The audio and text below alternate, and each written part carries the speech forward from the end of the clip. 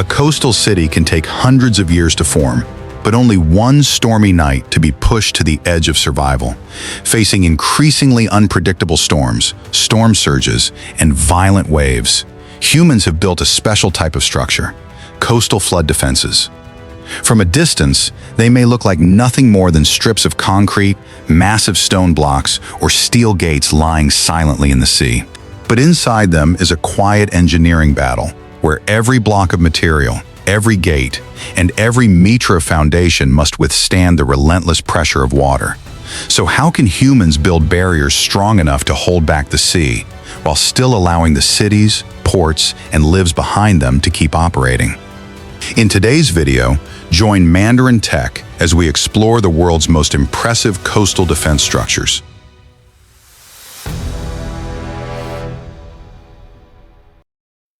Maeslantkering. The most outstanding among coastal defense structures has to be Maeslantkering, a one-of-a-kind mobile flood barrier in the world, built to block the waves of the North Sea and protect a vast lowland area of the Netherlands, including the port of Rotterdam, the busiest seaport in Europe. What makes this structure special lies in its enormous scale. Its two steel gates are attached to two arms about 300 meters long, nearly equivalent to the height of the Eiffel Tower in Paris. This giant structure is connected to an intelligent computer system that can forecast sea levels and monitor the weather, allowing it to open and close automatically in emergency situations.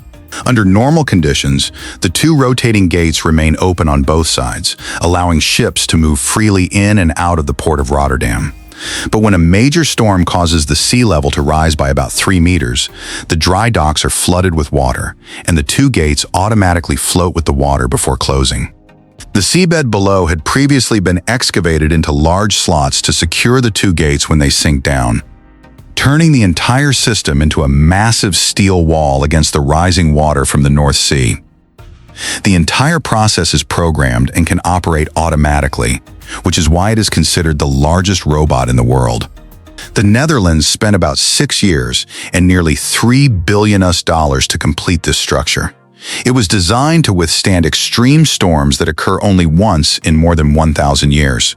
Since it went into operation in 1997, Maeslantkering has only closed once, during the major storm of 2007. This structure has become a source of pride for the Dutch people who were born having to learn how to live with water.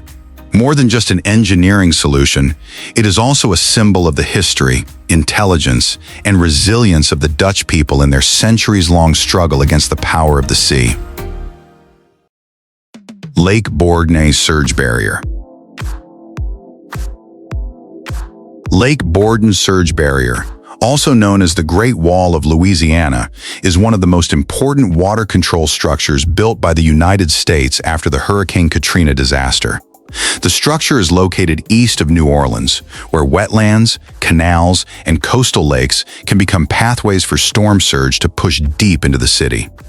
Before Katrina, New Orleans already had a system of levees and canals for protection, but the storm in 2005 showed that a city lying below sea level could be submerged.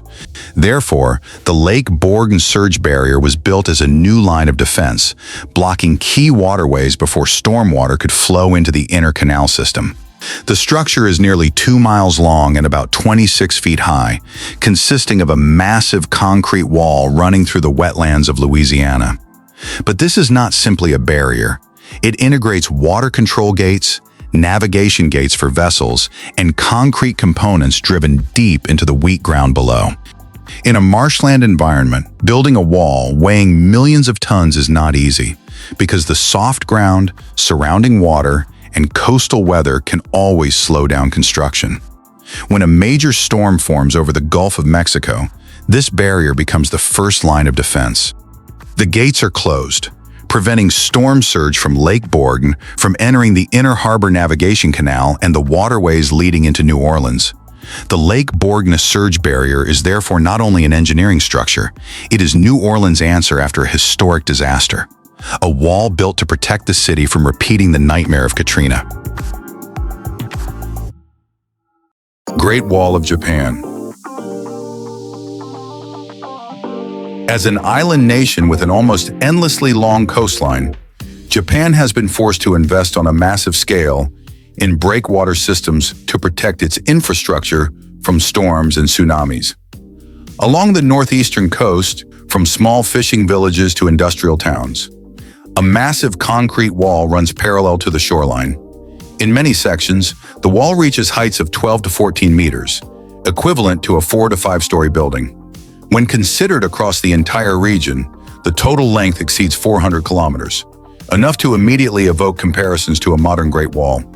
This is not a single continuous structure, but a sequence of defensive lines, some sections tall, others lower, some pressed close to residential areas, others set back against rocky cliffs. Each segment is individually designed to match local terrain and coastal risk levels. From an engineering perspective, this is a monumental water defense structure. Its foundations are deeply reinforced to resist erosion, while the concrete elements must withstand large waves, reverse currents, and earthquakes simultaneously. The total construction cost runs into tens of billions of dollars, making it one of the most expensive disaster prevention projects in the world. From the moment construction began, the system sparked intense debate. The towering walls block views of the sea, alter the landscape, and sever the traditional relationship between coastal communities and the ocean. In return, Japan accepted a clear trade-off, sacrificing the view in exchange for life.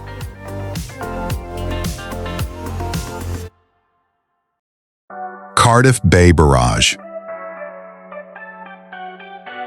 Cardiff Bay Barrage is one of the structures that dramatically changed the appearance of Cardiff, the capital of Wales. Before it was built, Cardiff Bay was heavily affected by the tides. Whenever the water receded, the bay's seabed was exposed as wide mudflats, making the old docklands difficult to develop into a modern urban space. To solve this problem, the authorities built a barrage about 1.1 kilometers long, connecting Cardiff with Penarth and separating Cardiff Bay from the tidal waters outside. The structure is not merely a water barrier, but a complex hydraulic system consisting of sluice gates, locks, lifting bridges, pedestrian paths, cycle routes, and water-level control equipment. When it was completed in 1999, Cardiff Bay Barrage transformed a bay that once rose and fell with the tides into a stable body of water. By keeping the water level higher, the old docklands gained the conditions for regeneration, opening the way for boats, restaurants, residential areas, cultural buildings, and recreational activities along the bay. The special feature of the structure lies in the way it combines engineering with urban life. People can walk or cycle across the barrage, while boats can still enter and leave the bay through the lock system. Therefore, Cardiff Bay Barrage does not only control water, it also helped turn an old dockland area into Cardiff's new urban waterfront. Oosterscheldekering. While Maeslantkering stands guard at the gateway to Rotterdam, Oosterscheldekering stretches across the waters of Zeeland like a giant gate of the Delta Works. This is the most famous hydraulic engineering structure in the Netherlands, protecting the low-lying downstream region from rising seawater, and is regarded as the eighth wonder of the world. At the peak of construction, around 1,900 engineers and workers were active each day in the North Sea. The structure stretches nearly 9 kilometers, comprising more than 60 reinforced concrete piers, each weighing tens of thousands of tons, positioned precisely on the seabed using specialized lifting equipment. Deviations of just a few centimeters could destabilize the entire structure. Between the piers are 62 suspended steel gates. Under normal conditions, the gates remain fully raised, allowing tides, marine life, and vessels to pass freely. This open design preserves the saline ecosystem of the Oosterschelde, one of the most important marine habitats in the Netherlands. The system is activated only when forecasts indicate water levels may exceed 3 meters above the NAP reference level. At that point, hydraulic cylinders gradually lower the steel gates over several hours, turning the inlet into a continuous barrier capable of withstanding the force of North Sea storms. Today, the challenges extend beyond nature. Oosterscheldekering is undergoing upgrades to security and access control, including measures to prevent unauthorized entry onto the support piers, a problem linked to illegal fishing activity. Thames Barrier.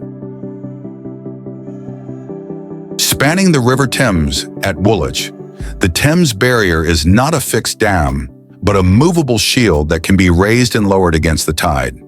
With a total length of approximately 520 meters, when it was completed in the 1980s, it was the largest movable flood barrier ever built, and to this day remains an icon of urban hydraulic engineering. The entire system consists of 10 massive steel gates. The 4 outer gates function as fixed defensive sections, while the 6 large central gates are designed for flexible operation. Under normal conditions, the central gates remain open, allowing ships to pass and the Thames to flow naturally through London. The city almost forgets that this shield even exists. When forecasts indicate that water levels may exceed safe limits due to storm surges, North Sea storms, or upstream flooding, the order to close the gates is issued. The process takes about 90 minutes, during which the steel gates rotate upward from the riverbed, forming a continuous wall across the river. Each gate can rise up to 20 meters, capable of withstanding the pressure of thousands of tons of water pushing towards central London. During peak tide, the system remains closed for 4 to 5 hours, preventing floodwaters from inundating low-lying inner-city areas. Once water levels recede, the gates are lowered back into position, restoring the river to normal navigation and daily use. In essence, the Thames Barrier does not seek to tame the River Thames. It exists to intervene at precisely the right moment, for just long enough to protect approximately 1.42 million people and hundreds of billions of pounds worth of property in London. It represents a modern form of defense, not permanent but always ready, a shield that appears only when the city truly needs it.